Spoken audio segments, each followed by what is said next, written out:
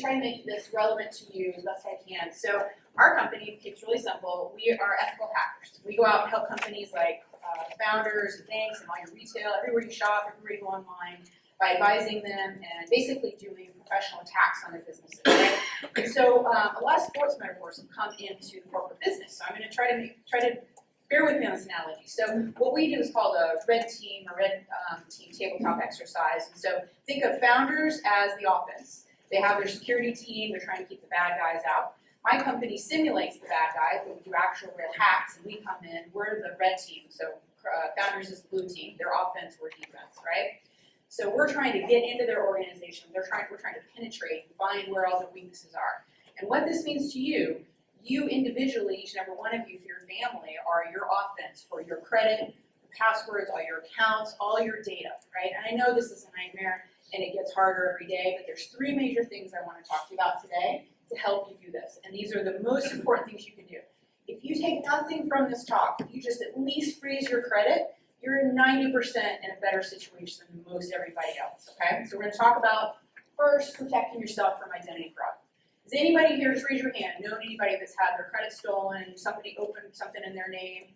Yeah, so you know that it is an absolute nightmare, right? You could have legal fees forever. This can haunt you, your family members, the rest of your life. Because you can't prove you didn't open credit because you have no paperwork. People open this in your name, with it goes to another address. It is an absolute nightmare you do not have time for. Now there's plenty of companies out there like LifeLock, things like this, that do this for you, but they've made it so easy. And I'm going to show you a little bit about that in a minute. Next, we're going to talk about password protection. 1, 2, 3, 4 is not acceptable. I'm going to show you why, right? And I know these are all difficult things, but if you can just get in the practice of following these 3 things I'm trying to teach you today, it's really going to make a huge difference in your future. And it's only going to get worse. Now, the thing about hackers, these are people that their mindset, the filter in which they look in the world is opportunistic ways to attack and find vulnerabilities and things. Vulnerabilities, I mean weaknesses, holes in the defense, right, or the offense. So they're not actively targeting you necessarily. They'll go after big companies, data, things like that. But what they're trying to do is find an opportunity to steal your information. And they don't care like we do in terms of our credit. We're not going to open credit in multiple places, but they will. They'll try everyone until they find one that gets what they need because they don't care about, burning your credit. So same thing with passwords. They're just trying to find a way in. So I'm going to talk to you about some simple things about that. There's password managers out there. You may not have heard about it, called 1Password or Keeper. Google is your friend anytime, and I cannot say this enough. Use Google, search it, look it up, and ask a question. How do I protect my passwords? How do I, keep my credit safe? And it's all out there. These password managers, what they're going to do is store it all in a digital vault for you, and they're going to be a password generator because it's so hard to keep up with all your passwords. I myself, and I've been in this space for almost 30 years now, still have notebooks and things like that. I'm moving everything to 1Password. So they will generate a password for you. Now the challenge here is you're not going to remember. It's going to be a long string of numbers and letters and things like that. But if you use these digital vaults, you will have all this stored, and you can reset your password so easily. Now you really do need to remember your main ones, like your bank, it's your most important, your credit union, etc. Now we're going to talk about phishing and smishing. I'm going to talk to you about that a little bit, slides on that. Never ever give out your personal information over the phone, ever. In terms of people asking for your social security number, right? If they have called you, you are absolutely within your rights to say, I'm going to call back and call the 1-800 number for my bank, my retail, whatever. That they know now. They're trained not to do this. So, so many seniors get caught in this trap as well. So I want you guys to educate your families. Kids can get caught in this trap, teenagers especially. The credit for teenagers and seniors is the highest target because they have no real credit to speak of typically. And they usually have a high credit score, so they're really vulnerable, especially for identity theft for children. Next, I'm sure you've heard this, right? You can check your credit reports online annually through freecreditreport.com or annual freecreditreport.com. It's really easy. I've done this. I used to do this a lot before I froze my credit, but it's free. You just go online, you put in information, and then you would be astounded by looking through all your credit. And that's where you're going to be looking to see if anybody has opened anything that you don't know about. It's really important that you do this annually because nobody else is checking your credit for you. Nobody else is looking to see if you're protected because nobody's in the business of that. You own that responsibility. The other thing is that a lot of people forget protecting your personal documents. If you leave things in the mail for too long, that's the easiest place for a local business to grab your information. Think about like credit card statements. I would digitize as much as you can and have things come to you over email and just get used to things living in your email and your computer. I didn't put this on the screen, but I really strongly recommend using Google Chrome as your internet browser and for your email. Using your email, they have built-in security, and they're really aggressive and progressive in building security. They're a huge client of ours, and they're very advanced in that. Now, everyone is watching all the time, so you kind of have to give up that sense of Big Brother thinking with being online and having phones and devices. So that has passed, right? That will never change. And then just remember, nothing is ever deleted or ever gone forever. Think about the Murdoch case where they're able to see whether the phone was picked up, whether it was turned over, where it moved on the property. Everything can be brought up into a court of law. Now in businesses, people are refusing to have chats or communications over email that might be petitioned by the courts and used in a court case. So everything is recoverable if it's done on a computer, if it's put out there. Kind of like people when you tell your children or your kids, you do it on TikTok or Instagram, it's never going away, it's going to follow you for the rest of your life, although they still seem to put out as many naked pics or more than they ever used in the past, so they don't seem concerned about it. But for those of us that have things that we're worried about in terms of our data, things that you say that may be used against you, so just be aware on how you're communicating. There are encrypted chats like WhatsApp. Use that app as well, that is encrypted. But the messenger you use on your phone that comes with it, that is not. So just be aware of that. So next, credit freeze. So they have come a long way through credit bureaus. When I started doing this over a decade ago, it was almost impossible to try to find how to do this. I call it locking your credit, but they call it freezing your credit. And this is so simple. But I do want you to be home with your family and have your files around you because they are going to ask you those 4 security questions. Did you ever live on the street? Do you know this person from 30 years ago? Those that are a nightmare and you don't want to answer because you're going to get one wrong. So what you're going to do is you have to do it for all 3. I know it's a pain. Go to all 3 bureaus, pick one first. You're going to set up an account, right? So create free account. And Experian, in fact, has so many pages on protecting your identity and credit protection. You should definitely take a look at it. And what you can do is, all you do is set up an account, set up who you are, and then every time I go to open a loan, I want to buy a car, I just log on, I unfreeze all 3 bureaus. It's a pain to try to figure out what lender is using what bureau because sometimes they don't know, so don't worry about that. I just want to use them all. And you can do it for duration, a day, a week, a month. I would try to keep that time frame as short as possible because you're vulnerable for that time. And then it'll automatically freeze when you freeze back when you set that date. And then they used to have a PIN that you could give out to vendors. I don't recommend that. Manage it yourself because then you know what's going on with your credit. And this is easy. This is, again, the most important thing you can do to protect yourself from identity theft. Because, like I said, unless you're checking your credit report, and who does that, right? Try to do it once a year. And I know you may not be the person that manages finances in your house, but if you just can take this one takeaway, please, I'm begging you, it will save you from so much headache. Next. All right, so this is a really interesting chart that I thought would be hopefully helpful for you guys to understand why password protection is so important and why we always hard to make fun of people with passwords that have sticky notes everywhere. And I know it's easy, right? Passwords are not going anywhere. It's going to get probably worse.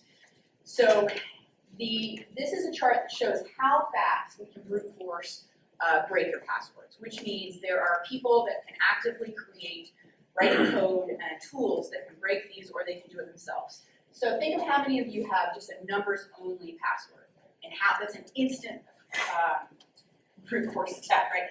Trying to keep up with January's passwords drives us crazy, but we're doing our best we can. So even for us, we're in numbers, uppercase, lowercase, and symbols, and I'm at the 2-week mark, so I've got to improve mine. So I just wanted you to understand. Now, again, these people are not targeting you individually; they're opportunists. So if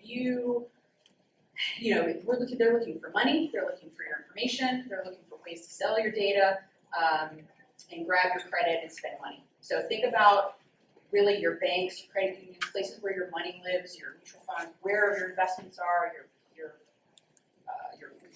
retirement money.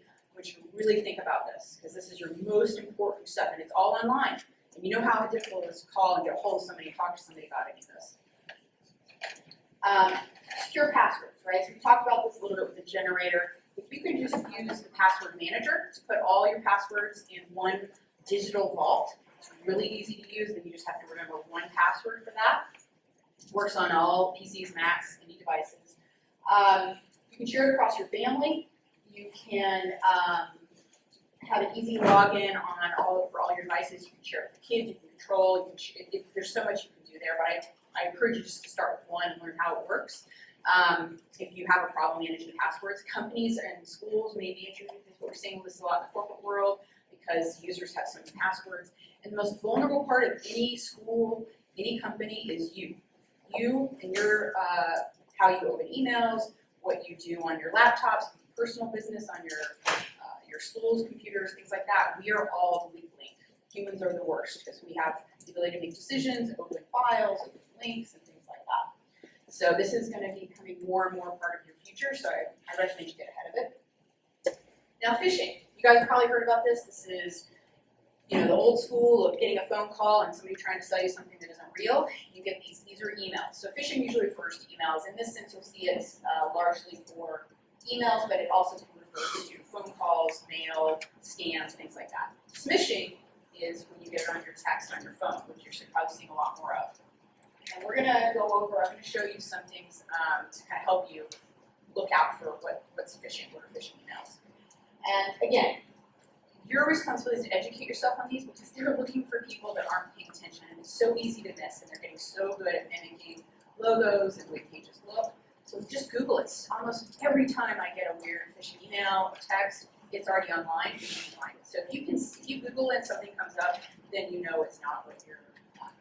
So the dangers of phishing, and the examples I'm going to show you are all for training purposes. They're not real necessarily for me. And this is off of the Cisco website. There's so many there's so much out there to educate yourself on. In terms of your personal risk, right? They're looking to steal money from you. Ways to access your laptop. You can put malware on your machine, use it on the back end, access it. They can put in code on your machine that sees what you're typing, so they know what your passwords you're typing in your machine. There's so many things they can do remotely, and you have no idea. You might see your laptop slowing down or your computer slowing down a little bit, but you would have no idea to know that. And so this is what businesses and schools are really worried about because it happens in a second, right? I'm sure you guys have known people or been aware of these or been clicked on something. My mother recently clicked on something. We don't know what she did, and we're still dealing with it 6 months later. It's awful. She's 82, so there's not much I can do to help her education-wise, but I can help you guys. Another thing that we'll see, and this might affect people's reputation, coaches especially, fake social media posts, taking over your accounts. I think you guys might have all experienced somebody opening a Twitter in somebody else's name or saying you were having those issues. It can be a real nightmare to figure out. And I just put some of the things on the right about businesses because I think you need to be aware about this in your schools because you are the first line of defense against getting these types of emails. So 7 signs of a phishing email. And I know this is a lot to remember, but you'll remember some of this, and I really want to walk around and get in. Number 1, if you get a weird greeting or no greeting at all, sir, madam, or it sounds foreign in some way, that's a red flag. Request for personal information over email, right? Nobody's going to ask for that if they're a legitimate business. They've all been trained on these protocols. Buttons and hyperlinks and unfamiliar web pages. So you need to become aware. See how right here you hover over your mouse to reveal the URL. If the URL is random, doesn't make sense, has a bunch of weirdness in it, that's not a legitimate company, right? Everybody has the ability to create legitimate URLs from companies sending you emails. Unsolicited attachments, that's a huge red flag. I've gotten one recently where somebody keeps trying to send me an invoice. If you don't know the company and you didn't order it, don't think, oh, I must have forgotten. Don't click on it, right? If it's legitimate, they will contact you in other ways and send multiple ways. So as we're all multitasking and so busy every day, don't just say, oh, what is this? And click on it, right? It's the worst thing you can do. The best thing you do is just ignore it. Come back to it later when you have a little time to investigate. Spelling mistakes, grammar mistakes, that's a big red flag. You may not notice those if you're not as conscious of spelling and grammar, but that's usually obvious it's coming from out of the country, or people that are not a legitimate business. And then the email address is not official. Now this one's tricky. These are called domain addresses. If you start to get paying attention to these, you'll start to notice that they're weird. They have weird symbols and letters in them. A real company will have their company name in it. They might have other letters in it, but you'll see their company name. So some examples, right? Legit companies don't ask for sensitive information via email. So the from address, the main address looks legitimate, but there is an unsolicited attachment, right? And it's a generic salutation. So this is a red flag, but it looks real, right? Next one, they know how to spell. Again, in addition to the generic salutation, we're seeing grammar gaffes or weird structured sentence. Please fill in this form. That's not something Best Buy cannot ask you to do. And then a random 17 right up here. Back plus 17, right? Things like that. This isn't a legit email. But it looks good because it has the logo. But this is another huge one I want you to really understand. Legitimate companies are not going to force you in a link. They're going to tell you, you might get an email from your credit union or bank that says there's been unusual activity on your account, you should go log in. But they're not going to include a link. If you get an email like this and you think it might be legit, do not click on anything in the email. Go open up a web browser, right? Open up your Google page, Yahoo, whatever. Like type in the company address and log in normally. Then look in there and see if you have any messages, and then that's how you'll know. Never, ever, ever click on the email. Okay? Really hoping I'm not scaring you guys to death, just giving you education too, because I usually scare people to death. That's not my intent. I want you to really become aware of how important this is. Sorry, I'm almost done. This is again unsolicited attachments. Now this is smishing for text. So these are examples of text you get. I get a ton lately from Netflix. I must have had 25 recently. So these are all examples of them asking you to click on a link or call a phone number. IRS is a really popular one. They're not going to text you. My God, you guys have any idea what the IRS has to go through just to send you a letter? And you see what those letters look like? They come from the bill that came from 20 years ago. They're not going to text you. You don't have to worry about that. Hello mate, using language from another country, right? That's British. And then random unsolicited Amazon 2020 resolutions.